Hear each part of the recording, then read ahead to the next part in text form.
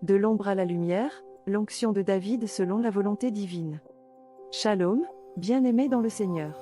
Aujourd'hui, plongeons ensemble dans les profondeurs de la parole de Dieu pour découvrir l'histoire inspirante du choix et de l'onction de David parmi ses frères, une histoire qui résonne encore aujourd'hui comme un témoignage de la certitude de la victoire accordée par la foi chrétienne.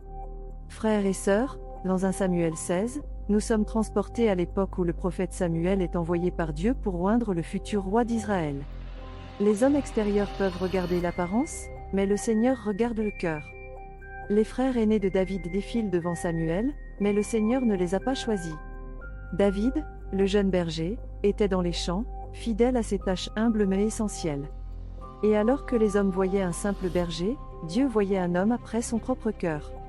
La certitude de la victoire commence ici, dans l'endroit le plus improbable, là où le monde ne regarde pas. Quand Samuel oint David, l'Esprit du Seigneur vient puissamment sur lui. C'est le moment où David est consacré, où il est revêtu d'une autorité divine. La tonalité de certitude résonne dans le choix de Dieu. Ce n'est pas une question de chance, mais une déclaration de la providence divine.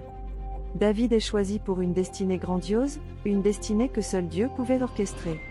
Frères et sœurs, cette histoire résonne aujourd'hui dans nos vies.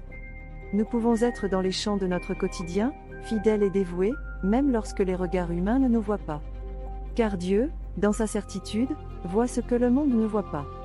Il a un plan pour chacun de nous, une destinée qui nécessite notre foi et notre confiance en lui. Certains peuvent vous juger par l'apparence, mais Dieu vous choisit par votre cœur. Marchons dans la certitude de la victoire, car lorsque Dieu oint, rien ne peut résister.